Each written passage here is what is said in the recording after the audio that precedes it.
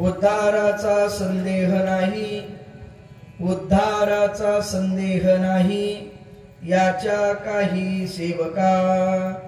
पांडुरंग अभिमानी जीवदानी कोवसा, बुडता जळी जळता आगी ते प्रसंगी राखावे। पांडुरंग अभिमानी जीवदानी कोवसा, तुका म्हणे आम्हासाठी, तुका म्हणे आम्हासाठी कृपा पोटी वागवी। पांडुरंग अभिमानी जीवदानी कोवसा। विठ्ठल विठ्ठल विठ्ठल विठ्ठल विठ्ठल नमो विठ्ठला राजया पांडुरंगा, नमो रुक्मिणी माऊली ज्ञानगंगा, नमो पुंडलिका नमो चंद्रभागा। नमस्कार माझा रुक्मिणी पांडुरंगा। पांडुरंगा करू प्रथम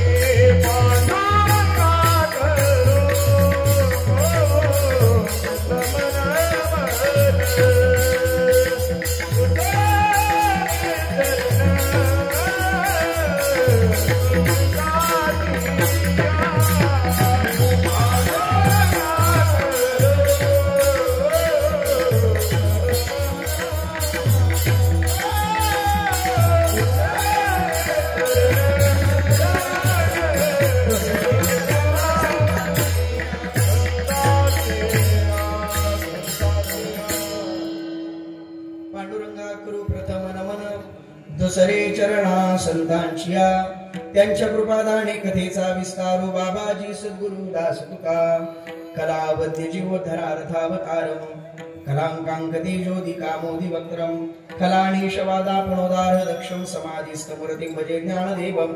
ओम नमो ज्ञानेश्वरा करुणाकरा दयाळा तुमचा अनुग्रह नागलो पावन झालो चराचरी निकळा कुसरी काहीच नेने बोलतो वचने अतिभाविका एका जनार्दनी तुमचा दास त्याची आस पुरवावी। मस्तक माझा पायावरी या वारकरी संतांच्या वचन एक कमळपती माझी रंगाची विनंती कर जोडी तो कधी काळे आपण सावी जवळी श्री नारायण जय नारायण सद्गुरु नारायण नारायण श्री नारायण जय नारायण सद्गुरु नारायण नारायण शुक्लां ब्रह्म विचार सार परमा माध्यम जगद्व्यापिनी वीणा पुस्तकधारिणीं अभयदां जाड्यान्धकारापहा हस्ते स्फाटिकमालिकां विदधतीं पद्मासने संस्थितां वन्दे तां परमेश्वरीं भगवतीं बुद्धिप्रदां शारदां सम्पाद्य ज्ञानं च विधाय भक्तिं विलोकितो येन समाधिराजः वैराग्यवन्तं सुविचारयुक्तं नमामि जोगं शिरसा गुरन्तं विठल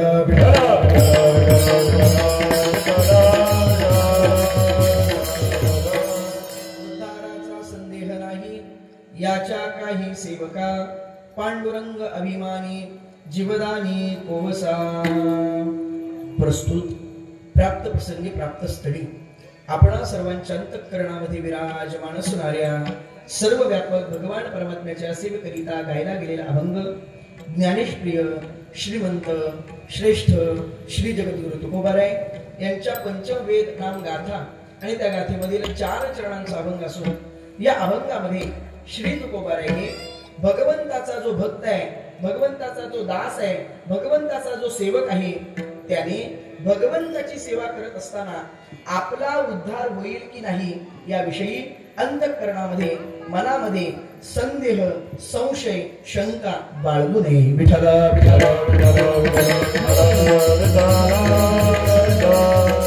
अभंगाला स्पर्श करण्यापूर्वी वक्त्याचे एक आद्य कर्तव्य आहे. आपण सर्वजण या ठिकाणी की निमित्ताने कोणत्या कारणाने उपस्थित झालो आहोत, एकत्रित आलो आहोत याविषयी 2 शब्द विवेचन करणं, चिंतन मांडणं. आपणा सर्वांस ज्ञात अकारण कारण करुणा वरुणालय रुक्मिणी प्राण संजीवन जगदाकार अखिल कोट ब्रह्मांड नायक पांडुरंग पंढरीश परमात्मा संत हृदय सम्राट ज्ञानबिंब ज्ञानोबराय वैराग्य तपतीर्थ तेजवलय तुकोबराय आणि समस्त ग्रामस्थ मंडळ श्रीदेवी सुकाई झोलाई काळकाई देवस्थान धामण देवी या ठिकाणी शिमगा उत्सव व सहानेचा 10वा वर्धापन दिन सोहळा या ठिकाणी संपन्न होतोय आणि त्या संबंधाने माझ्यासारख्या एका सामान्य वारकरी विद्यार्थ्याकडे या संपूर्ण ग्रामस्थांच्या वतीने ज्यांनी सेवा सुपूर्द केली ते आपले कुंभारवाडीचे असणारे आमचे बबन मामा आणि त्यांच्या अनुषंगाने ही सेवा याच गावातील असणारे संदीपजी गोवर्धन यांच्या करवी सेवा मला प्राप्त झालेली आहे. भगवान श्री ज्ञानोबराय तुकोबाराय जशी बुद्धी देतील तसं तुम्ही आम्ही मिळून या अभंगावर बोलण्याचा प्रयत्न करणार आहोत. कीर्तन थोडं उशिरा सुरू झालेलं आहे, फक्त कीर्तन किती वाजता संपवायचं तेवढं सांगा. ग्रामस्थ मंडळ बोला, किती वाजेपर्यंत? 9:30. 9:30 जय विठ्ठल करायचं. विठ्ठल विठ्ठल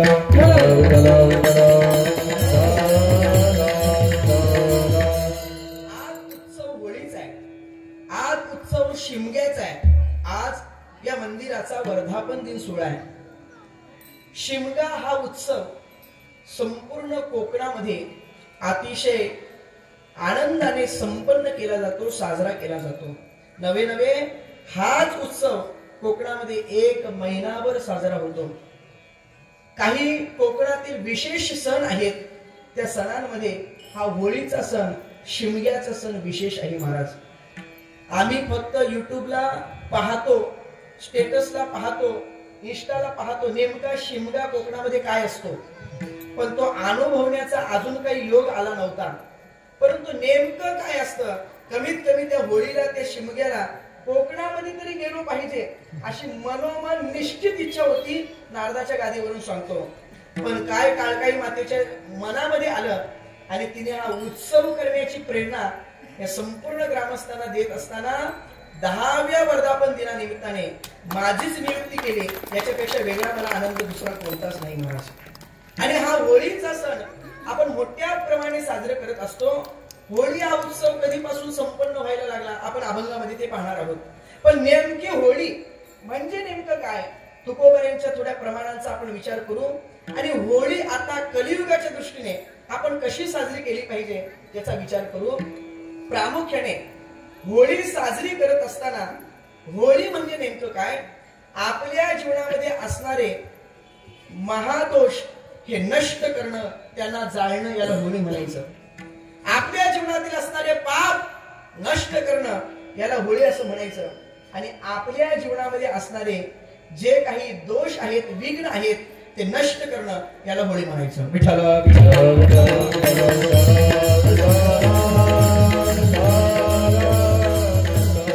आणि ही होळी जी विघ्नांची आहे, जी पापाची आहे आणि जी महादोषांची आहे, तिची आपल्याला होळी करायची आहे. बरं, ही होळी करत असताना नेमकं काय केलं पाहिजे? एक भगवंताचं नाम आणि त्या भगवंताच्या नामाने आपल्या जीवनामध्ये असणारे जे महादोष आहेत, ते सगळे महादोष जाळायचे, नष्ट करायचे, त्यांना दहन करायचे, त्यांची होळी करायचे. तुकोबारे म्हणतात, बरवी नामावली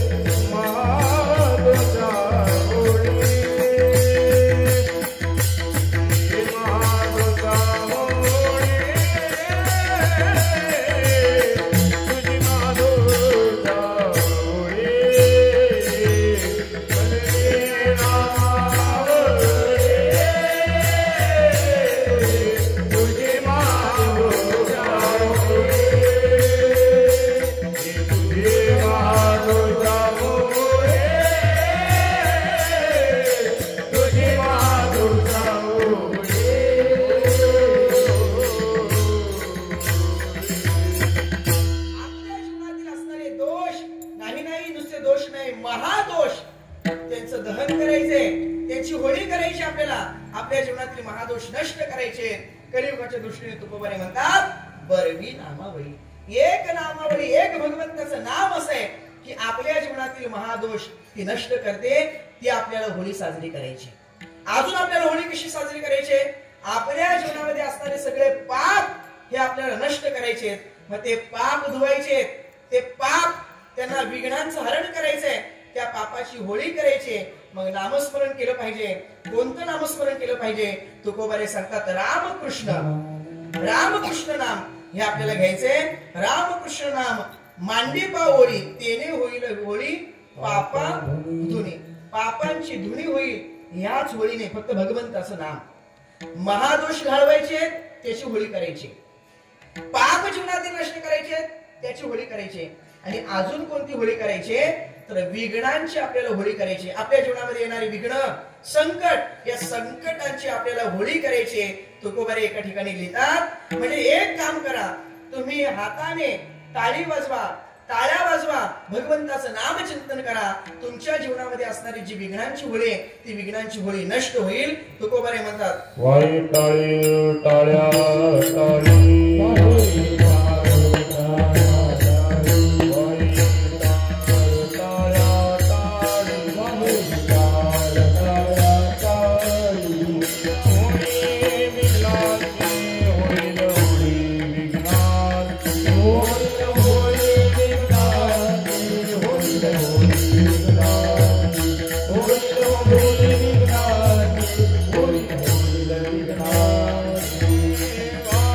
Bye.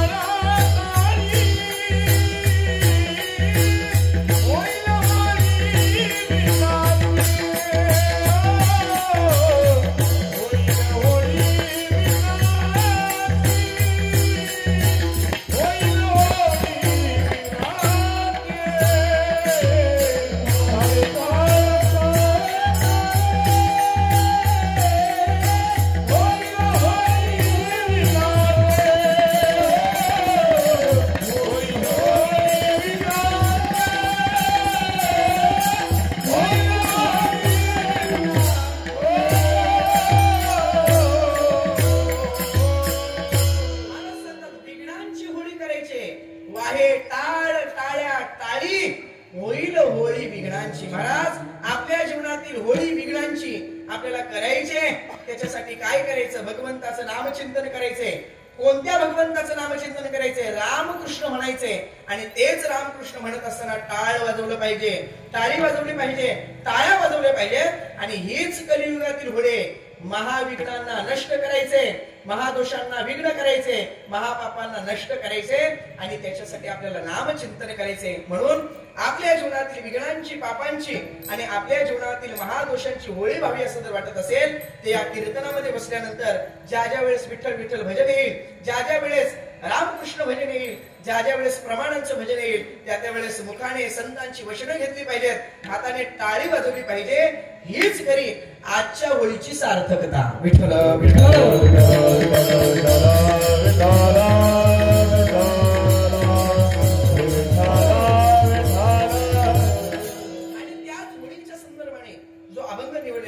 तो जगद्गुरु तुकोबारायांचा आहे.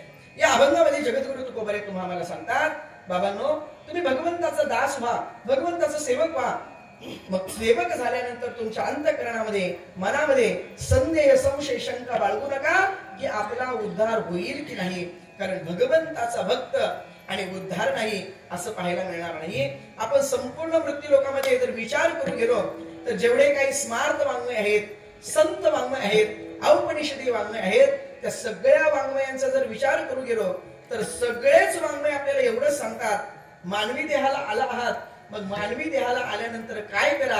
आत्म उद्धार करून घ्या. प्रत्येकाने मानवी देहाला आल्यानंतर आपला आत्म उद्धार करून घेतलं पाहिजे. मग आत्म उद्धार करून घ्या.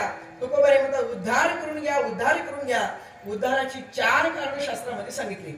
नंबर 1 तत्प्रयोजनत्वात्, नंबर 2 तद्वारमत्वात्, नंबर 3 साधन अलभ्यत्वात् आणि नंबर 4 शास्त्र आग्रहत्वात्. ही 4 प्रकारची उद्धाराची कारण सांगितली. नंबर 1 तत्प्रयोजनत्वात्. प्रयोजन म्हणजे मानवी देहाला आल्यानंतर मानवाचं एकच प्रयोजन आहे, काय? आत्म उद्धार करून घेणं. मानवी देहाला आल्यानंतर बंगला बांधणं, मानवी देहाला आल्यानंतर गाडी घेणं, मानवी देहाला आल्यानंतर पैसा कमवणं हे उद्धार नाही, तर आत्म उद्धार करून घेतलं पाहिजे. हे मानवाचं परम प्रयोजन आहे. प्रयोजन म्हणजे नेमकं काय? तर प्रयोजन 2 प्रकारचं राहतं. नंबर 1 परम प्रयोजन आणि नंबर 2 अवांतर प्रयोजन. त्यालाच मराठी भाषेमध्ये गौण प्रयोजन आणि मुख्य प्रयोजन असे 2 शब्द आहेत. पण नेमकं गौण प्रयोजन म्हणजे काय आणि मुख्य प्रयोजन काय? ऐका. ज्याच्यासाठी ज्याची निर्मिती झालेली आहे त्याने तेच करणं याला म्हणतात मुख्य प्रयोजन. आणि नंबर 2 ज्याच्यासाठी ज्याची निर्मिती झालेली आहे त्याने ते न करणं याला म्हणतात गौण प्रयोजन. उदाहरणाच्या सहाय्याने तुम्हाला पटवून देईन गौण प्रयोजन कशाला म्हणतात आणि मुख्य प्रयोजन कशाला म्हणतात. ऐका. एका गावामध्ये एका पाटलाची मुलगी लग्नाला आली आणि शेजारच्या गावामध्ये एका सरपंचाची मुलगा लग्नाला आला. आता सरपंचाने असा विचार केला, शेजारच्या गावामध्ये पाटलाची मुलगी लग्नाला आली आणि आपला मुलगाही लग्नाला आलेले, एक काम करू, पाटलाची मुलगी चांगली, सुसंस्कृत आहे, चांगली शिकलेले, दिसायलाही चांगले, आपलाही मुलगा चांगला आहे, मग आपल्या मुलासाठी त्या शेजारच्या गावातील जो पाटील आहे त्या पाटलाच्या मुलीची मागणी करू म्हटले. आणि मग सरपंच त्या पाटलाच्या घरी गेले आणि सांगितलं, बघा आमचा मुलगा लग्नाला आलेला आहे, तुमची मुलगी लग्नाला आलेली आहे, आम्हाला तुमची मुलगी आवडलेली आहे, आमच्या मुलाला तुमची मुलगी द्यावी अशी आमची इच्छा आहे म्हटले. पाटलाने सगळी विचारपूस केली आणि पाटलाला ते स्थळ आवडलं आणि आवडल्यानंतर पाटलाने सांगितले, हरकत नाही म्हटले, आमची मुलगी आम्ही तुम्हाला द्यायला तयार आहोत, फक्त आमचं तुम्हाला सांगणं इतकं आहे, काय? लग्नाच्या अगोदरच सांगा तुम्हाला आमच्याकडनं काही अपेक्षा असेल तर, लग्नानंतर जर तुम्ही मागणार काही असाल तर आम्हाला ते मान्य नाही म्हटले. मुलाचा बाप म्हटला, सरपंच आम्हाला कशाची आवश्यकता नाही. नाही म्हटले, मागा तुम्हाला काही पाहिजे, नंतर तुम्ही म्हणा हे पाहिजे ते पाहिजे, जमणार नाही म्हटले. सरपंचाने सांगितलं, बघा फक्त तुमची मुलगी आम्हाला द्या. तुम्ही आम्हाला 1 बंगला देणार असाल, आमच्याकडे 2-2 बंगले आहेत. तुम्ही आम्हाला 1 एकर जागा देणार असाल, आमच्याकडे 50 एकर जागा आहे. तुम्ही आम्हाला 1 फ्रीज देणार असाल, आमच्याकडे 2-2 फ्रीज आहेत. तुम्ही आम्हाला 1 4 व्हीलर देणार असाल, आमच्याकडे 2-2 4 व्हीलर आहेत. आम्हाला कशाची आवश्यकता नाही, फक्त मुलगी आम्हाला द्या. पाटील म्हटले, अजून विचार करा काही पाहिजे का? म्हटले काही नको. नक्की हो म्हटले, नक्की. बघा म्हटले अजून काही? हा म्हटले, 1 पाहिजे. काय? लग्नाच्या दिवशी मिष्टान्न इतरे जनाहा, म्हणजे जी वराडी मंडळी येईल त्याला फक्त तुम्ही जेवायला चांगलं द्या, एवढं फक्त आम्हाला पाहिजे. पाटलांनी सांगितलं, हरकत नाही, तुम्हाला जसं जेवण पाहिजे तसं आम्ही देतो. सरपंचाने सांगितलं बघा, जर आमच्या मनासारखं जेवण झालं नाही, तुमची मुलगी मांडवट सोडू आणि आम्ही निघून जाऊ. सरपंचाने असं सांगितल्याबरोबर पाटील म्हटले, काही चिंता करू नका, अशी वेळच येऊ देणार नाही. आणि त्या पाटलाच्या मुलीचं आणि या सरपंचाच्या मुलाचं लग्न ठरलं. आता लग्न ठरलं, पण लग्न खेडेगावात नाही करायचं म्हटले, मग शहरामध्ये मंगल कार्यालयाला करू असं ठरलं. 2 महिन्यावर लग्न आहे. हळूहळू ते 1 महिन्यावर आलं, हळूहळू ते 15वाड्यावर आलं, हळूहळू ते आठवड्यावर आलं, हळूहळू ते 2 दिवसावर आलं, हळूहळू ते लग्न. त्या लग्नाचा दिवसही आला. दुपारचं 12:30चं लग्न होतं. लग्नही लागलं. कीर्तनातील लग्न लगेच लागतात. विठ्ठला विठ्ठला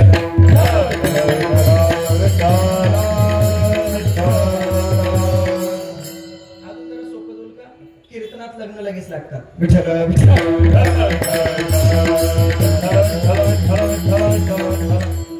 लग्नाचा दिवस उजाडला. दुपारी 12:30चं लग्न होतं, लग्नही लागलं. आता खेडेगावातलं लग्न कुठे आहे? शहरामध्ये.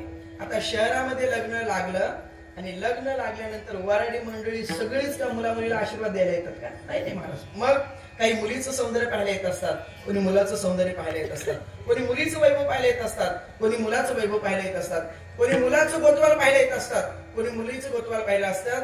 काही लोक आहेर न देता फक्त जेवायला आलेले असतात. मग लग्न लागल्याबरोबर अनाउन्समेंट झाली, पात्र तयार आहेत. ज्यांना ज्यांना घाई आहे, ज्यांना ज्यांना जेवायचं त्यांनी मंगल कार्यालयाच्या शेजारी एक दुसरं कार्यालय, त्याच्यामध्ये जेवायला जा. सगळी मंडळी जेवायला गेली. सगळे खुर्च्यांवर टेबलावर जेवायला बसले. आता मुलाच्या बापाला होता नेमका डायबिटीस. मुलाच्या आईने सांगितलं, बघा तुम्हाला डायबिटीस आहे, तुम्हाला गोळ्या पाहिजेत, तुम्ही जा आणि जेवण करा, गोळ्या खाऊन घ्या. तो मुलाचा बाप गेला. आता त्या ठिकाणी पोहोचला, पण बसायला एकही खुर्ची शिल्लक नाही. आता करायचं काय? मुलाचा बाप आहे, आता जर जागा दिली नाही तर हा काही राडा करू शकतो. मग आता काय करायचं? कशी बशी त्यांनी दरवाजाच्या जवळ जागा केली, एक खुर्ची मांडली आणि त्याला तिथे जेवायला बसवलं. सगळे पात्र वाढले आणि पात्र वाढल्यानंतर पात्रामध्ये सगळे पदार्थ वाढले. आता सगळे पदार्थ वाढल्यानंतर त्याच्यामध्ये मुख्य पदार्थ बनवला होता रव्याचा लाडू. त्याला गऱ्याचा लाडू असं म्हणतात. आता या लाडवाचं असे, महिला मंडळ हा बनवताना का जर चाचणी चुकली तर तो सामाईमध्ये काही तो वार्षिक मध्ये पास होत नाही. पण याची का चाचणी योग्य स्वरूपाची असली तर खाणारा दुसरा पदार्थ नाही महाराज. ते रव्याचे लाडू त्यांनी बनवले होते. सगळ्या मंडळीला पंक्ती वाढल्या, पत्रावळी वाढल्या. आता पदार्थ सगळे वाढल्यानंतर आता तिथं काय आपलं सप्त्यासारखं नव्हतं, हरे राम हरे राम, 15 वाद्य म्हणा, कुंडली कवर, आरी विठ्ठल, मग पाणी सोडा आणि मग जेवायला सुरुवात करा. लग्नामध्ये तसं काही नसतं. मग वाढल्याबरोबर काही मंडळी सुरुवात करतात. आता याला पदार्थ वाढेपर्यंत ज्यांना ज्यांना पदार्थ वाढले होते, काहींच्या गाड्या पार परशुराम घाटात पोचल्या होत्या महाराज. आता याने सगळे पदार्थ पाहिले आणि याला डायबिटीस. आता या डायबिटीस वाल्यांचं असं असतं, त्यांच्या समोर का जर साखर आली तर त्यांना ते सहन होत नाही. सगळ्यात अगोदर हात त्याच्यावर जातो. तो रव्याचा लाडू बनवला होता, त्याने असा विचार केला इतर काही खाण्यापेक्षा आपण अगोदर रव्याचा लाडू खाऊ म्हटले. आता रव्याचा लाडू खायचा म्हटल्यानंतर तो लाडू हातामध्ये उचलला. दातामध्ये डायरेक्ट घालण्यापेक्षा म्हटलं आपण अगोदर हातामध्ये तो मोडू आणि मग लाडू खाऊ.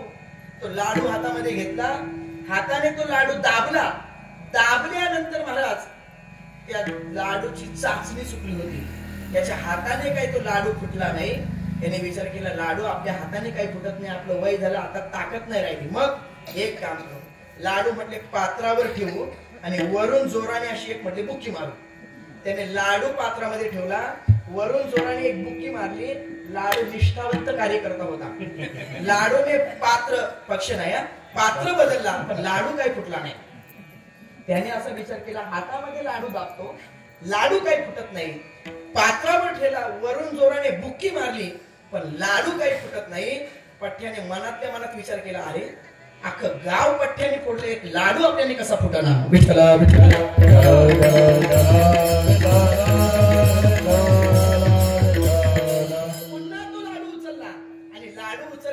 दातामध्ये घातला, चावला.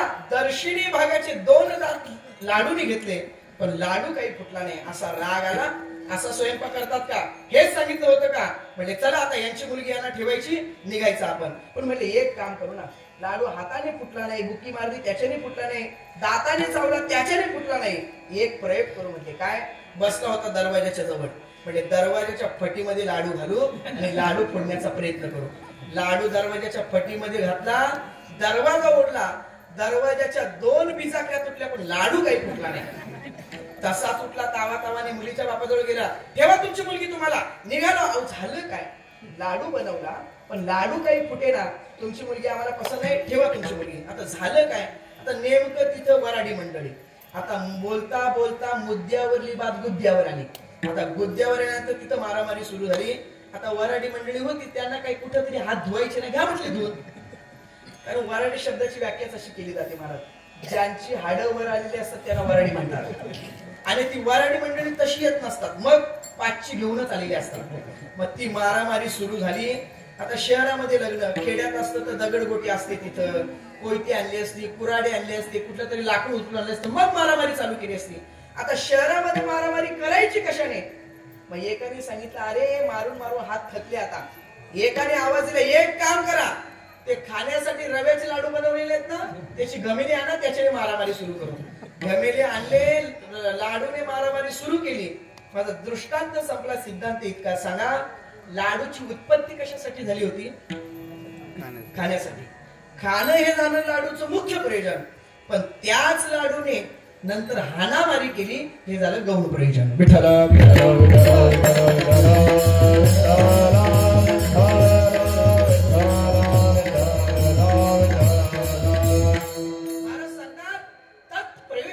उद्धाराचं पहिलं कारण आहे, हे प्रयोजन आहे मानवाचं. मानव देह तुम्हाला प्राप्त झाला, मग याच्याने तुम्ही काय केलं? आत्म उद्धार करून घेतलं पाहिजे, भगवंताला प्राप्त करून घेतलं पाहिजे. म्हणून तत्प्रयोजन उद्धाराचं पहिलं कारण सांगितलं. नंबर 2, तद्वार महत्वात, म्हणजे दार वंटा. मानव देह एकमेव असं दार आहे की त्याच्याने आत्म उद्धार करून घेता येतं, तो दार वंटा आहे. पूर्वीचे कीर्तनकार दृष्टांत सांगायचे, ज्ञानोबरांचं प्रमाण नंतर सांगतो, अगोदर दृष्टांत सांगतो. पूर्वी असं राहायचं, पूर्ण गावाला अशी गावकोस राहायची. आता ती गावकोस राहिली नाही. पूर्वी गावाला गावकोस राहायची आणि त्या गावामध्ये प्रवेश करण्यासाठी एकच दरवाजा राहायचा. आता तो दरवाजाही राहिला नाही, ती गावकोस राहिली नाही. त्याचं कारण असे, पूर्वी लोक गावात राहत होते, आता लोक गावाच्या बाहेर राहायला लागले. अजून सोपं सांगू का? पूर्वीपेक्षा काळ आता फार बदलला महाराज. पूर्वी लोक घरात खात होते आणि प्रातविधीला बाहेर जात होते. आता लोक बाहेर खातात आणि प्रातविधीला घरात येतात.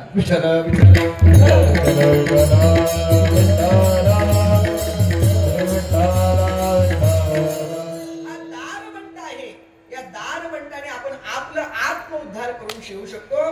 पूर्वी गावाला गावकोस राहायची आणि त्या गावामध्ये प्रवेश करण्यासाठी एकच दरवाजा राहायचा. आता एक आंधळाग्रस्त होता, त्याला त्या गावात प्रवेश करायचा होता. त्याला काही दिसेना, पण आता जायचं कसं काय? तो शोधत होता रस्ता, पण रस्ता काही मिळेना. पण या आंधळे लोक फार चॅप्टर असतात महाराज, यांना पटकन आवाज येत असतो.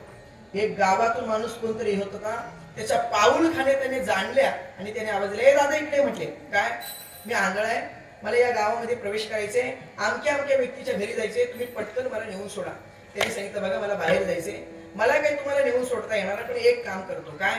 गावाची गावकोस आहे, तिला स्पर्श करून देतो, तुम्ही हात लावत लावत लावत जा, दरवाजा येईल, त्या दरवाजातून तुम्ही आत प्रवेश करा. गावात गेले की दुसरं घर आहे ते व्यक्तीच आहे, म्हटले तुम्ही तिथे जाऊ शकता. म्हटले काही होईना, तेवढा का होईना परोपकार करा. म्हटले त्याने हात लावून दिला.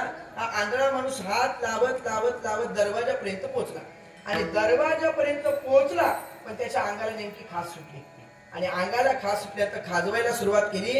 एकीकडे खाजवतोय आणि चालणंही तसंच आहे. दरवाजा मागे निघून गेला, अंगाची खाज गेली, पुन्हा हात लावला. हात लावत लावत लावत लावत पुन्हा आला. जेव्हा दरवाजा आला, पुन्हा अंगाला खाज सुटली, खाजवायला सुरुवात केली, पुन्हा दरवाजा निघून गेला. पुन्हा प्रवेश करत करत करत करत पुन्हा तिथपर्यंत आला.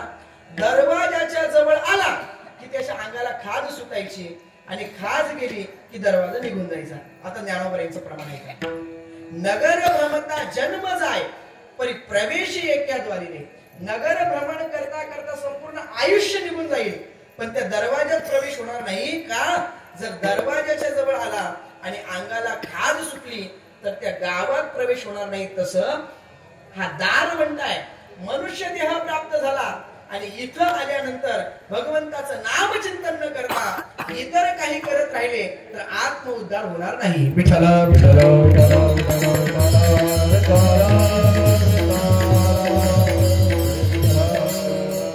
पहिलं कारण आहे तत्प्रयोजनत्वात, नंबर 2 तद्वारमत्वात आणि नंबर 3 साधन अलभ्यत्वात.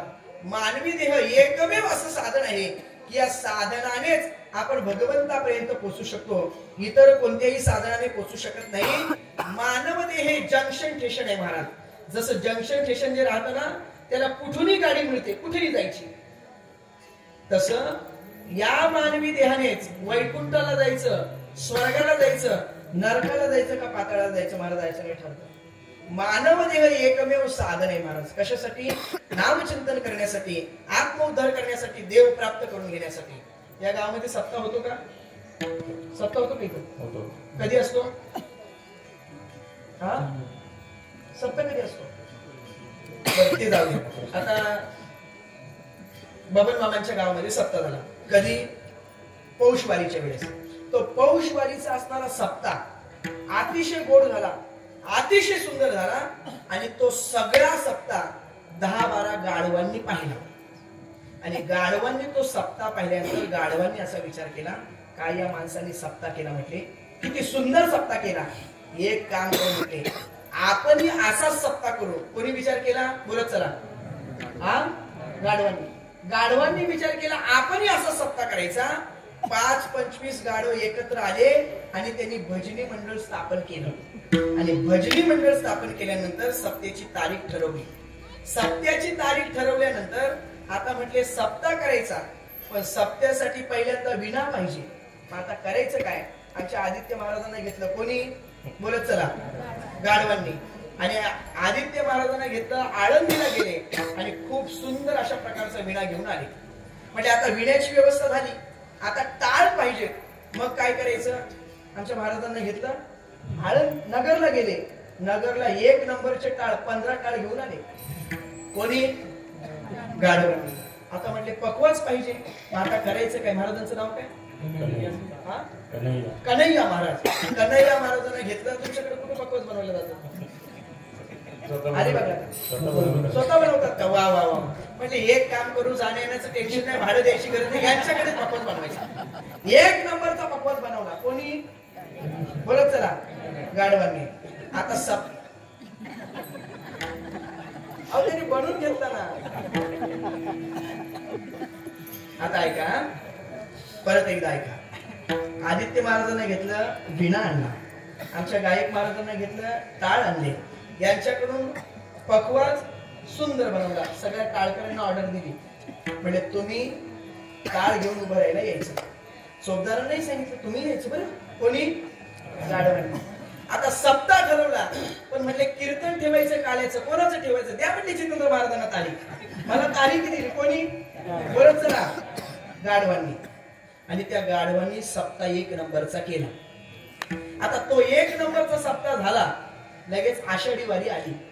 त्याच गाढवांनी असा विचार केला, एक काम करू, आता आषाढी वारी, आपण आषाढी वारीला जाऊ. सगळ्यांनी एक दिंडी काढली आणि सगळे गाढव कुठे निघाले? आषाढी वारी. आषाढी वारी त्यांनी केली.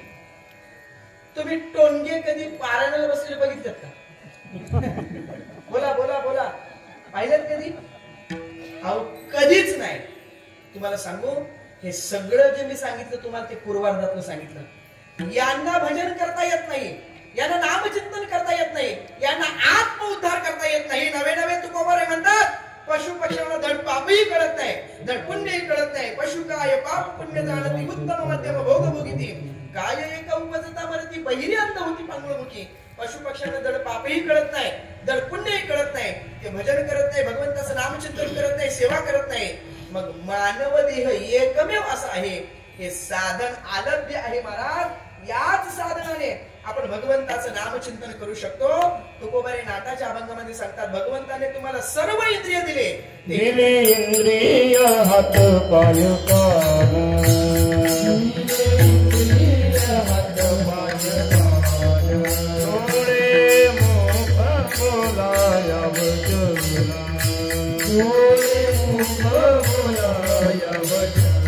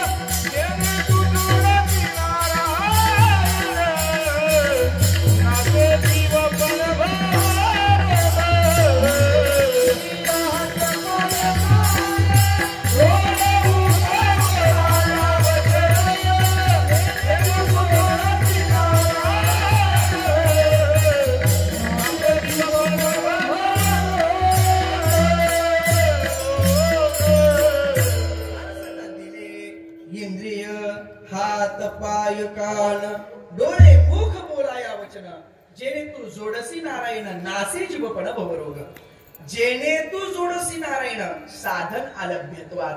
आलभ्य असं साधन आहे की या साधनानेच आपण भगवंत जोडू शकतो, भगवंत जोडू शकतो, आपला आत्म उद्धार करू शकतो. म्हणून मला सांगतात भगवंताने जे इंद्रिय दिलं, जे साधन दिलं, हा मानवाचा देह दिला, हा कसा आहे? आलभ्य आहे. तत्प्रयोजनत्वात, तद्वारमत्वात, साधन अलभ्यत्वात. आणि नंबर 4 उद्धाराचं कारण सांगताय शास्त्र आग्रहत्वात. शास्त्र सुद्धा आपल्याला हेच सांगते, मानव देह प्राप्त झाला मग तुम्ही आत्म उद्धार करून घ्या. भगवान परमात्मा स्वतः गीतेमध्ये सांगतात, उद्धरे दात्मनात्मानं नात्मानं औषधेत आत्मयो ह्यात्मनो बंधू रात्मयो विपरात्मनः. किंवा ज्ञानोबारे सांगतात, आपुली आपण करा सोडवण संसार बंधन तोडावे गे. किंवा तुकोबरेंचं असंच एक प्रमाणे, आपुली आपण करा सोडवण प्रसन्नते सार मन ग्वाई विठाला विठाला.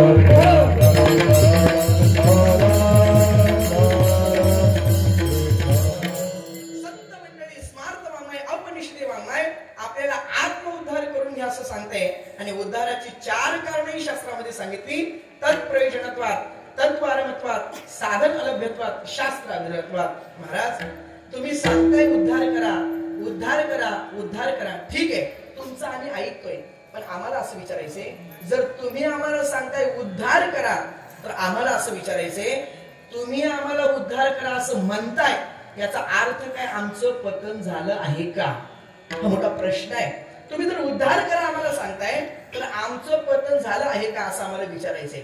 ज्या अर्थी तुकोबारे म्हणतात उद्धार करून घ्या, त्या अर्थी निश्चित आपलं पतन झालेलं आहे. सांगू तुम्हाला, जेवण करून घ्या असं कोणाला म्हटलं जातं? जो जेवलेला आहे आणि हात धुतोय त्याला म्हटलं जातं का? नाही. तुमच्याकडे लग्नाला टेबल आणि खुर्चीत राहते ना जेवायला, नाही का? खाली बसतात का? बरं ठीक आहे. लग्नाला लग्न लागलं आणि सगळी मंडळी खाली बसली. आता खाली बसल्यानंतर ज्यांना ज्यांना बसायला जागा मिळाली ते चांगले जेवण करायला बसतात पहिल्या पंक्तीला. पण ज्यांना फार भूक लागलेली असते ते असे आजूबाजूला उभे असतात. आणि आजूबाजूला उभे राहिले तर खरंच सांगतात, ते नक्की तुमच्याकडे पाहत असताना खरंच आनंदाने पाहत असतात का? ते सारखं झालं का नाही, झालं का नाही, हे झाले का नाही वाले येत ना, त्यांना म्हटलं जातं जेवण करून घ्या. विठाला म्हणतात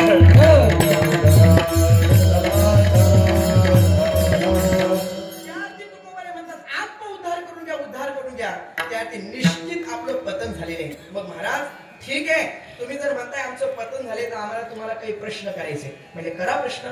पहिला प्रश्न आहे का हो, पतन म्हणजे नेमकं काय? नंबर 2, आमचं पतन कशा कशाने झालंय? नंबर 3, आमचं पतन कशामुळे झालं? नंबर 4, उद्धार म्हणजे काय?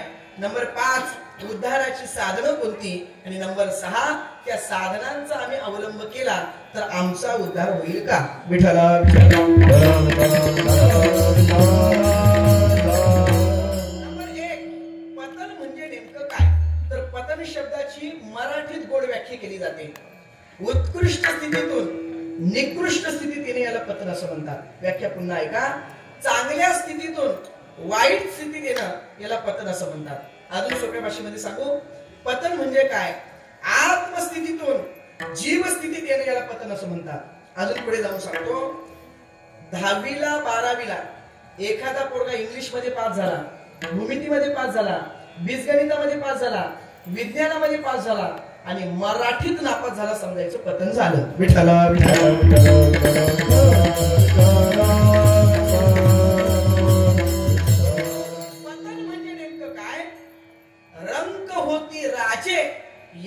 यमाची घरी. पण आता याचा अन्वय करावा लागतो तेव्हा अर्थ लागतो, नाही तर अर्थ लागत नाही. अन्वयाला फार महत्व आहे. रंक होती राजे यमाची घरी. आता याचा अन्वय असा करायचा, यमाची घरी जे राजे आहेत ते रंक होतात, असा जर अन्वय केला तर अर्थ लागतो. काही काही ठिकाणी अर्थ लागण्यासाठी अन्वय करावा लागतो आणि अर्थ चुकीचा आला समजायचा, अन्वय चुकीचा लावला. आळंदी पंढरपूरला जर जायचं असेल तर आळंदीवरून पंढरपूरला जात असताना ज्ञानोबाईची पालखी निघते, तुकोबाईची पालखी निघते. दोघांचाही मुक्काम एकाच दिवशी पुण्यात राहतो आणि त्या पुण्यामध्ये प्रत्येक गल्ली बोळामध्ये लिहिलं असतं काय, येथे लग्नी करू नये, येथे लग्नी करू नये. प्रत्येक गल्ली बोळामध्ये लिहिलं असतं.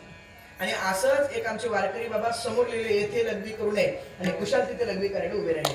आम्ही दोघे असे जात होतो. मी म्हटलं काय बाबांना कळतंय की नाही, समोर लिहिले येथे लग्नी करू नये आणि कुशाल बाबा तिथे लग्नी करतात. आम्ही तोपर्यंत थांबलो. बाबांचं विधी पूर्ण झाली, बाबा पालखी अशी झाली. बाबांना विचारलं, बाबा म्हटलं योग्य नाही. म्हणजे काय, तुम्ही इथे सहज दिलेले असे येथे लग्नी करू नये ते वाचताय आणि कुशाल तुम्ही तिथे लग्नी करताय. बाबांनी सांगितलं, महाराज म्हटले तुम्हाला कोणी सांगितलं तिथे असं लिहिले येथे लग्नी करू नये. म्हटलं स्पष्ट लिहिले येथे लग्नी करू नये. बाबा म्हटले पुन्हा वाचा. मी पुन्हा वाचले येथे लग्नी करू नये. बाबा म्हटलं सरळ लिहिले येथे लग्नी करू नये. नाही नाही पुन्हा वाचा. मी म्हटलं अजून चष्मा तर काही लागलेला नाही, मराठी मला चांगली वाचता येते, स्पष्ट लिहिले येथे लग्नी करू नये. बाबा म्हटले खरंच लिहिले येथे लग्नी करू नये. बाबा म्हटले महाराज तिथे तसं नाही लिहिलं. मग तिथे म्हटले असं लिहिलेले येथे लग्नी करून ये. विचारा अन्वय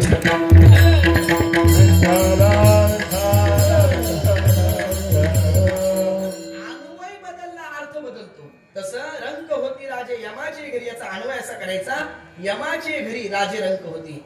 जे इथं राजे आहेत ते यमाच्या घरामध्ये रंक म्हणजे नोकर होतात, समजायचं पतन झालं. अजून पती शब्दाची एक व्याख्या सांगतो आणि पुढे चलतो. पतन कशाला म्हणायचं, गावामध्ये एक सप्ताह होत असेल, त्या एका सप्त्याचे जर 2 सप्ते झाले समजायचं पतन झालं. परिसरातून एक दिंडी चांगली निघत असेल, ते एका दिंडीच्या 4 दिंड्या झाल्या समजायचं पतन झालं. अजून सोपं सांगू, वारकरी संप्रदायामध्ये राजकारण पॉलिटिक्स घुसलं समजायचं पतन झालं. विठ्ठला विठ्ठला.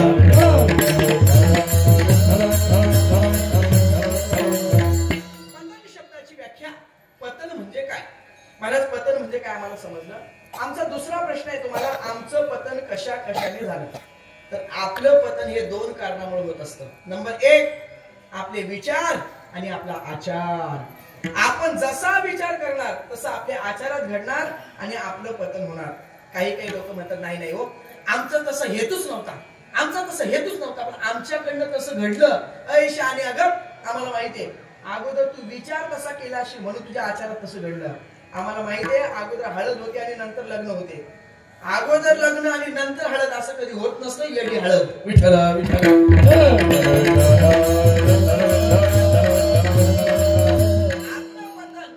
विचार आणि आचार या 2 गोष्टीमुळे होत असतं. नंबर 3 आमचं पतन कशामुळे होतंय जरा सांगा. तर आपलं पतन हे आपल्यामुळेच होत असतं. तुकोबारे नाटाच्या अभंगामध्ये सांगतात, माझा मीच झालो शत्रू.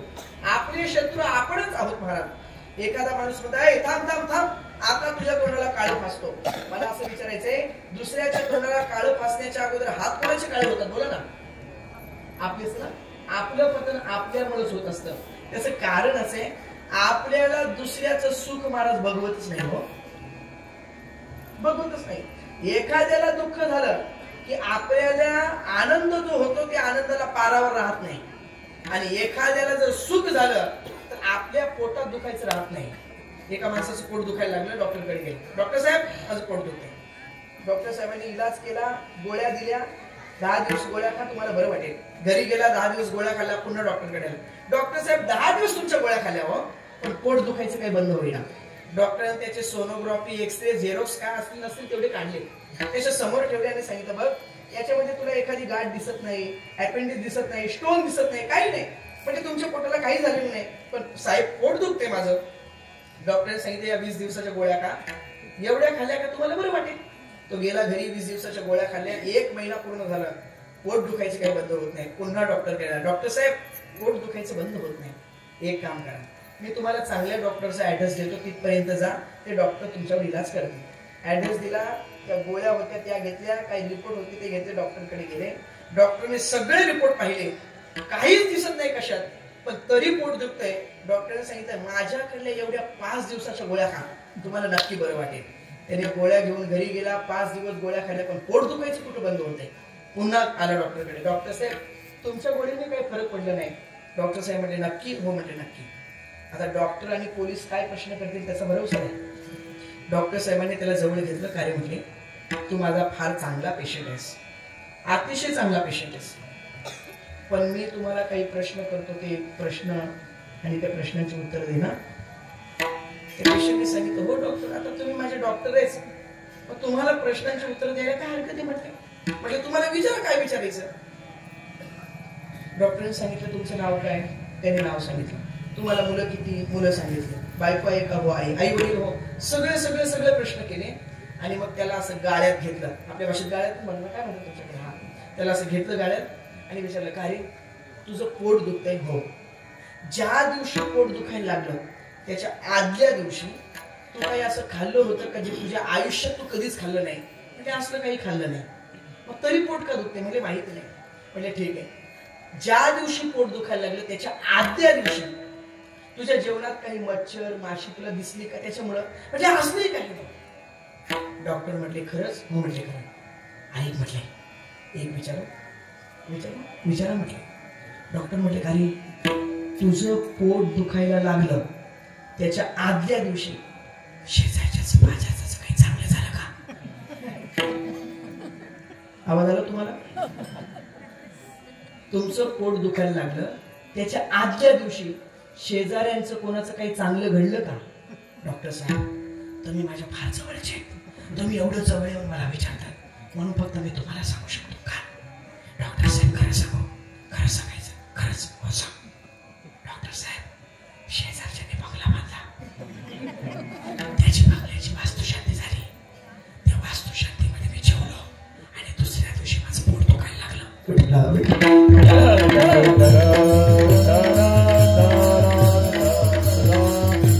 माझा दृष्टांत संपला. सिद्धांत इतका, दुसऱ्याचा बंगला पाहिल्यानंतर जर आपलं पोट दुखत असेल, आयुष्यभर जरी गोळ्या खाल्ल्या तरी पोट दुखायचं बंद होणार नाही. विठ्ठला आपलं पतन आपल्यामुळेच होतं. महाराज पतन म्हणजे काय समजलं. आमचं पतन कशाने झाले हे समजलं. आमचं पतन कशामुळे झाले हेही समजलं. आमचा चौथा प्रश्न आहे तुम्हाला, उद्धार म्हणजे काय जरा सांगा ना. आता पतन तर समजलं, उद्धार म्हणजे काय. तर ऐका, जशी पतन शब्दाची व्याख्या केली होती त्याच्या बरोबर विरुद्ध उद्धार शब्दाची व्याख्या करायची. काय पतन शब्दाची पहिली व्याख्या केली होती, उत्कृष्ट स्थितीतून निकृष्ट स्थितीत येण्याला पतन असं म्हणतात. आता उद्धार शब्दाची अशी व्याख्या करायची, निकृष्ट स्थितीतून उत्कृष्ट स्थितीत जाणं याला उद्धार असं म्हणतात. उद्धाराची दुसरी व्याख्या अशी करायची, जीव स्थितीतून आत्मस्थितीत जाणं याला उद्धार असं म्हणतात. उद्धाराची तिसरी व्याख्या अशी करायची, गावामध्ये बिनविरोध निवडणूक झाली समजायचं गावचा उद्धार झाला. अजून उद्धाराची व्याख्या सांगतो, एखादी गरीबाची कन्या आहे, दुर्बळाची कन्या आहे आणि त्या कन्येला एखाद्या श्रीमंत मुलाने केली, राजाने केली. आता तिच्या जवळची असणारी गरिबी नष्ट झाली, याला म्हणतात उद्धार. याला म्हणतात उद्धार. राजयाची कांता काय भीक मागे आणि मनाची आजोगे सिद्धी पावे. दुर्बळाची कन्या समर्थाने केली आणि अवदसा निमाली दारिद्र्याची. महाराज सांगतात एखादी दुर्बळाची कन्या आहे, गरीबाची मुलगी आहे, लोकांच्या घरी धुलीभांडी करते, दिसायला देखणे आहे आणि त्या मुलीला राजाने पाहिलं, राजाला ती मुलगी आवडली, राजाने त्या मुलीबरोबर लग्नही केलं. आता लग्नाच्या अगोदर ती गरीबाची मुलगी होती, लोकांच्या घरी धुलीभांडी करायची, उष्ट असेल शिळपाका असेल ती खात होती. आता लग्न झाल्यानंतर ती राजाची बायको झाली, आता तिला धुलीभांडी करायची गरज आहे, आता तिला लोकांच्या घरी काम करायला जायची गरज आहे. नाही नाही महाराज, मग सकाळी उठल्यानंतर तिला किचन मध्ये जायची गरज नाही, बेडवरच आहे आणि ती बेडवरच सांगू शकते मला चहा पाहिजे, लगेच तिला बेड टी तयार. विठ्ठला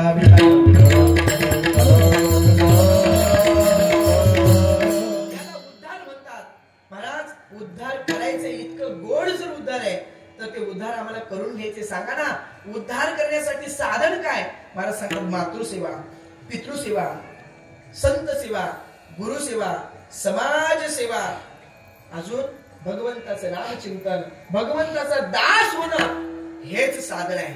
महाराज जी साधनं तुम्ही आम्हाला सांगितली, या साधनांचा जर आम्ही अवलंब केला तर आमचा उद्धार होईल का जरा सांगा ना. तुकोबारी म्हणतात मातृसेवा, पितृसेवा, देशसेवा, धर्मसेवा, समाजसेवा, संत सेवा, गुरुसेवा, देवसेवा नवे नवे.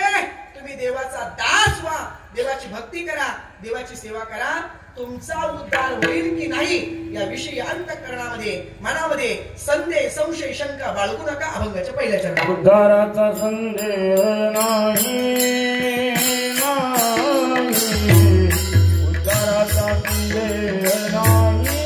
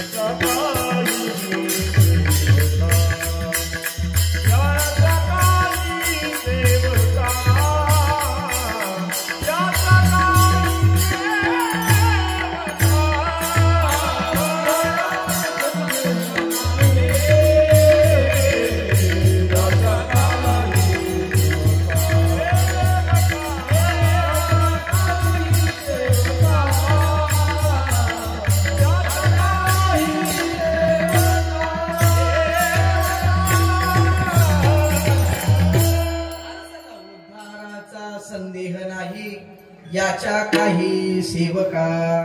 तुम्हाला उद्धार करून घ्यायचंय तर एक काम करा, तुम्ही देवाचा सेवक व्हा, देवाचा दास व्हा, देवाची भक्ती करा. तुमचा उद्धार होईल की नाही अंतःकरणामध्ये मनामध्ये संदेह संशय शंका बाळगू नका. आपला उद्धार होईल की नाही का. देवाचा भक्त आणि पतन हे समीकरण जुळत नाही महाराज. देवाचा भक्त आणि उद्धार हेच कायम समीकरण जुळते. कितीतरी आपल्याला उदाहरणं अशी पाहता येतील महाराज, कितीतरी संतांची उदाहरणं अशी आहेत, भगवंताची सेवा केली आणि त्यांचा उद्धार झाला महाराज, उद्धार झाला. आपल्याला माहितीये सुदामा ब्राह्मण आहे, दरिद्र पिढीला आहे, पण देवाची सेवा केली, देवावर प्रेम केलं, देवाची भक्ती केली महाराज. परिणाम काय झाला, शुद्ध भाव देखून या बसून याचा दिसला. फक्त भगवंतावर प्रेम केलं, शुद्ध भाव ठेवला, भगवंताने संपूर्ण गाव सोनियाचा बनवला महाराज. भगवंताचा दास आणि उद्धार नाही हे समीकरण काही जुळत नाही. शबरी मातेचा जर विचार करू गेलो तर शबरी माता, त्या शबरी मातेच्या जीवनामध्ये कायम भगवंताची वाट पाहिली. आताच माझे प्रभू येतील, आताच माझे प्रभू मध्ये येतील. वनामध्ये येणारा रस्ता दररोज झाडायच्या, दररोज त्या रस्त्यावर फुलं टाकायच्या, दररोज भगवंताची वाट पाहायची. असं सांगतात 80,000 वर्ष शबरी मातेने भगवंताची वाट पाहिली. त्याचे कारण असे, देवाची प्रतीक्षा करायची असते, देवाची परीक्षा पाहायची नसते. देवाची प्रतीक्षा करायची असते. शबरी मातेने भगवंताची प्रतीक्षा केली, दररोज वाट पाहिजे, आताच प्रभू येतील, आताच प्रभू येतील, माझी कुटिया पावन होईल, माझे डोळे पावन होतील. जब मेरे राम जी का आवन होगा, शबरी के कुटियों का पावन होगा. जब मेरे राम जी का आवन होगा, मेरे प्यारे नयनों को दर्शन होगा.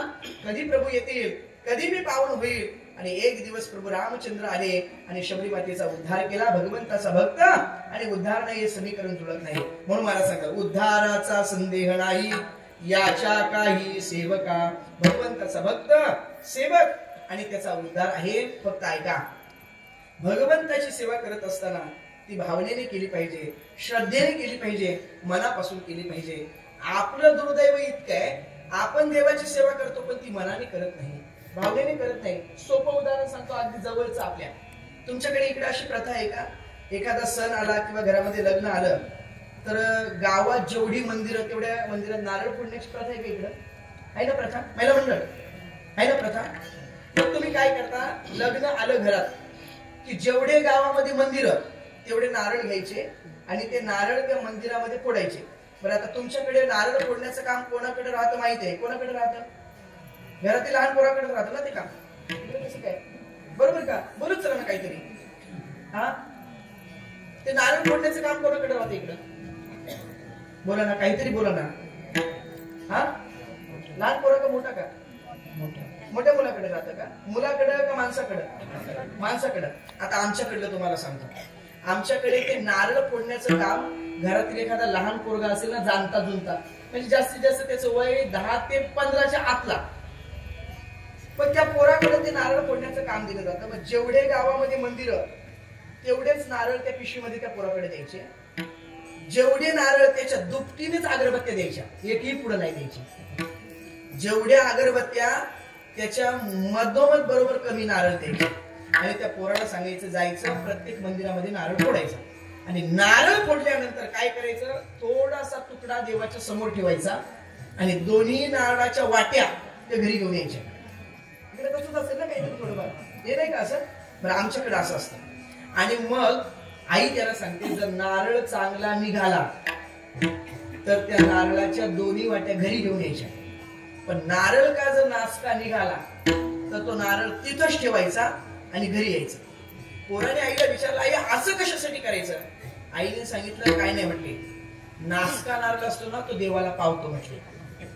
मला असं म्हणायचंय, चांगला नारळ आपल्या बापाला आणि नासका नारळ देवाच्या बापाला का? विठ्ठल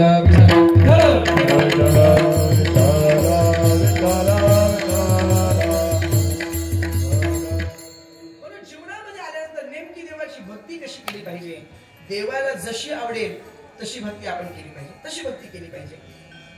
आपली भक्तीच व्यभिचारी महाराज, भक्ती व्यभिचारी. सांगू तुम्हाला, इथलं कीर्तन झालं, आपण जेवण केला, इथे सगळे कार्यक्रम झाले, आपण आपल्या घरी जायला निघालो. आणि घरी जायला निघाल्यानंतर रस्त्यामध्ये 2 प्रकारच्या मूर्त्या पडलेल्या आहेत. एक मूर्ती रामाची आणि एक मूर्ती यमाची. तुम्ही कोणती मूर्ती उचलणार खरं सांगायचं? पुरुष वर्ग रामाची नक्की. इकडं कोण म्हटला तिकडं मगे यमाची? इकडं सगळे नक्की लॉक किया जाय. बरं, तुमचं म्हणणं आहे सगळ्यांचं 2 मूर्त्या जर मध्ये पडलेल्या आहेत, एक रामाची आणि एक यमाची, आम्ही रामाची मूर्ती उचलू असं तुमचं म्हणणं आहे. माझ्या समोर जर मूर्ती आल्या तर मी यमाचीच उचलणार आहे. आता तुमचं म्हणणं काय? एक तरी माझ्या बाजूने या कोणीतरी, तरी रामाची उचलणार. बरं ठीक आहे. आता ऐका, तिथून रामाची मूर्ती तुम्ही उचलली, पुन्हा तुमचा प्रवास पुढे झाला चालू आणि 50-20 पावलं तुम्ही चाललात, रस्त्यामध्ये पुन्हा 2 प्रकारच्या मूर्त्या पडलेल्या आहेत. एक मूर्ती रामाची आणि एक मूर्ती यमाची. पण गंमत अशी, रामाची मूर्ती ती दगडाची आणि यमाची मूर्ती ती सोन्याची. आता कोणती उचलणार बोला? हा, कोणती कोणती कोणती कोणती? नक्की रामाची. अहो, कीर्तनात बोलण्यापुरतं ठीक आहे रामाची हो, पण समोर आल्यानंतर सोन्याच्या यमाच्या मूर्तीशिवाय हात जाणार नाही. याला म्हणतात व्यभिचारी भक्ती. विठ्ठला विठ्ठला.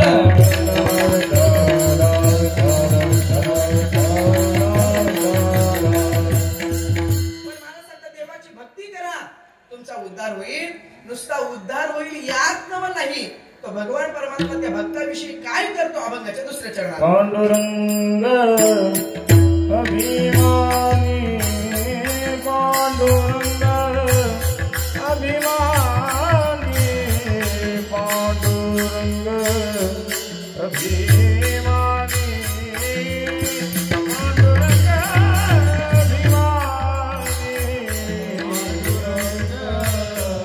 अभिमानी, पांडुरंग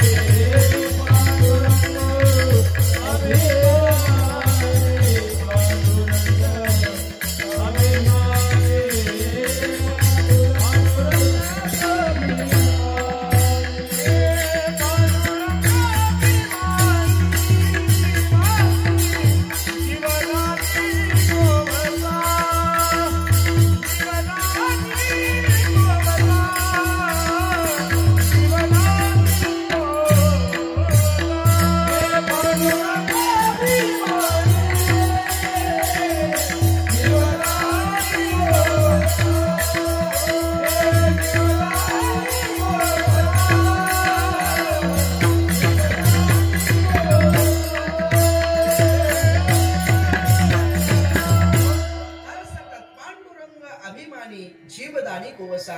जो भगवंताचा भक्त आहे, दास आहे, सेवक आहे, त्या दासासाठी सेवकासाठी भगवान परमात्मा काय करतो? पांडुरंग अभिमानी.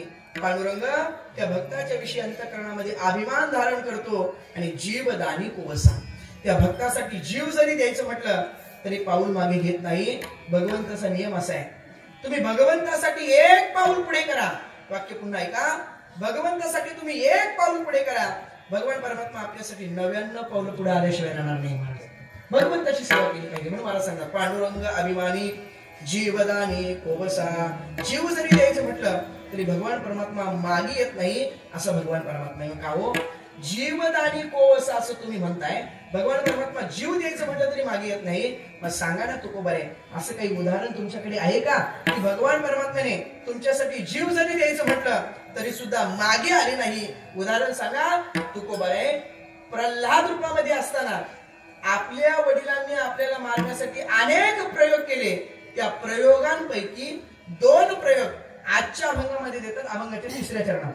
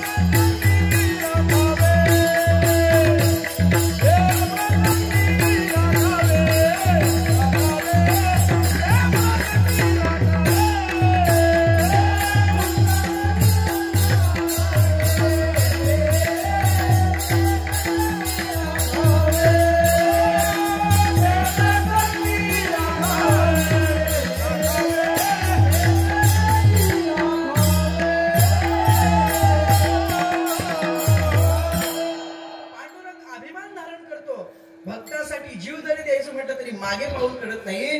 तुकोबारे सांगा ना उदाहरण. तुकोबारे सांगतात, बुडता जळी जळता आगी ते प्रसंगी राखावी. तुकोबारे म्हणतात, मी प्रल्हाद रूपामध्ये असताना माझ्या वडिलांनी मला मारण्यासाठी अनेक प्रयोग केले. त्या प्रयोगांपैकी 2 प्रयोग म्हटले आजच्या अभंगामध्ये मी तुम्हाला सांगतो, ऐका. भक्त प्रल्हाद जन्मताच भगवान श्री नारायणचं नामस्मरण करायचं. नारायण नारायण सारखं भगवंताचं नामस्मरण. आणि हिरण्यकशिपू हा नारायणाचा कट्टर विरोधक.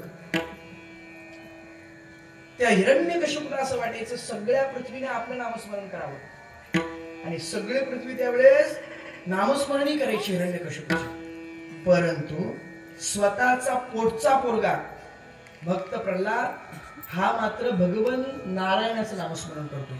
हिरण्यकशिपूचं नाव घ्यायला काही तयार नाही. सारखं नारायण नारायण नारायण नारायण नारायण नामस्मरण करतो. आता हिरण्यकशिपूला वाटते सगळ्यांनी माझं नामस्मरण करावं आणि स्वतःचा पोरगा भगवंत नारायणाचं नामस्मरण करतोय. आता खरं सांगा, बाप जर बीजेपीचा असेल आणि पोरगा जर शिवसेनेचा किंवा पोरगा जर काँग्रेसचा असेल तर कोणत्या बापाला पटणार हे सांगा ना तुम्ही? कोणालाच पटणार नाही महाराज. त्याला असं वाटायचं आपल्या पोरांनी आपलंच नामस्मरण करायचं. भक्त प्रल्हाद सारखं नारायणाचं नामस्मरण करतोय, सारखं सारखं नारायणाचं नामस्मरण करतोय, पटत नाही. आणि म्हणून हिरण्यकश्यपूने भक्त प्रल्हादाला मारण्यासाठी अनेक प्रयोग केले. कडेलोट करण्याचा प्रयत्न केला, हत्तीच्या पायाखाली देण्याचा प्रयत्न केला. असं सांगतात 12 ते 13 प्रयोग केले. आणि त्याच्यातील 2 प्रयोग जगद्गुरु तुकोबारे आजच्या अभंगामध्ये घेतात. पहिला प्रयोग तुकोबारे सांगतात बुडता जळी. तुकोबारे सांगतात मी भक्त प्रल्हाद या रूपामध्ये असताना माझ्या वडिलांनी मला मारण्यासाठी पाण्यामध्ये बुडवण्याचा प्रयत्न केला. आणि नंबर 2 जळता आगी, आगीमध्ये जाळण्याचा मला प्रयत्न केला. मी हा अभंग प्रकाश महाराज बरोबर प्रमोद महाराज मी याच्यासाठीच घेतला. मला फक्त इथपर्यंत यायचं होतं म्हणून अभंग घेतलाय, बाकी काही कारण नाही. त्याचं कारण असं आहे, जळता आगी हा प्रसंग ऐका. भक्त प्रल्हाद हिरण्यकश्यपूचं नामस्मरण करत नाही, नारायणाचं नामस्मरण करतोय. अनेक प्रयोग केले पण पोरगा काही ऐकत नाही.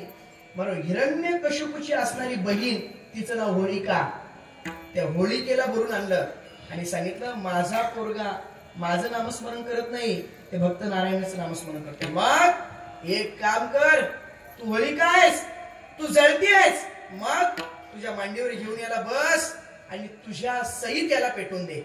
आणि त्या होळिकेने भक्त प्रल्हादाला मांडीवर घेतलं, स्वतःच्या सहित भक्त प्रल्हादाला जाळण्याचा प्रयत्न केला. आणि ज्या दिवशी जाळण्याचा प्रयत्न केला तो दिवस म्हणजे आजचा होळीचा दिवस. विठ्ठला भक्त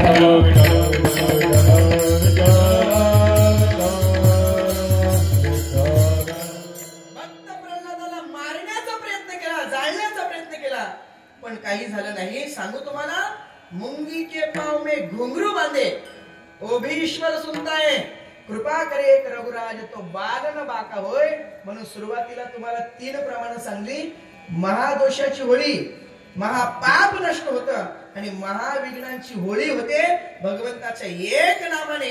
आणि एक तुम्ही भगवंताचं नामस्मरण केलं, किती तुमच्यावर संकट येऊ द्या, तुम्हाला पाण्यामध्ये बुडवण्याचा प्रयत्न करू द्या, तर तुम्हाला आगीमध्ये जाळण्याचा प्रयत्न करू द्या, तुमच्या केसाला सुद्धा धक्का लागणार नाही. म्हणून बुडता जळी ते प्रसंगी राखावे, जळता आगी ते प्रसंगी राखावे. पण कशाने? एक भगवंताचे नामस्मरण आहे. पण नामस्मरण करायचे, कोणत्या देवाचं नामस्मरण करायचे जरा सांगा ना, तर त्याच देवाचे एकदा मोठ्या प्रेमाने भजन करू.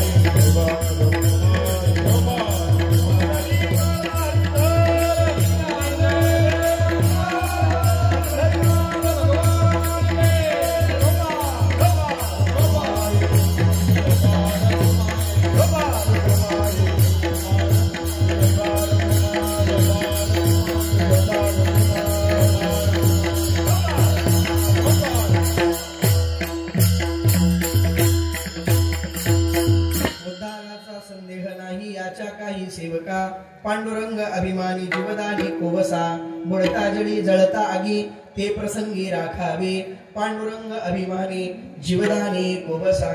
आणि शेवटच्या चरणामध्ये तुकोबाई सांगतात तुका म्हणे आम्हासाठी आणि कृपा कृती वागवी. भगवान परमात्म्याचं दास व्हा सेवक व्हा त्याची भक्ती करा. तो भगवान परमात्मा अभिमान धारण करतो. जीव जरी द्यायचं म्हटलं तरी मागे पाऊल येत नाही. किती मोठं संकट असू द्या पण त्या संकटापासून रक्षण करतो. आणि असं असताना भगवान परमात्मा काय करतो तुकोबाई म्हणतात आम्हासाठी तो कृपेने वागणूक करतो. तुका म्हणे आम्हासाठी आणि कृपा पोटी वागवी. ज्ञानेश्वर माऊली ज्ञानराज माऊली तुकाराम माऊली ज्ञानेश्वर माऊली ज्ञानराज माऊली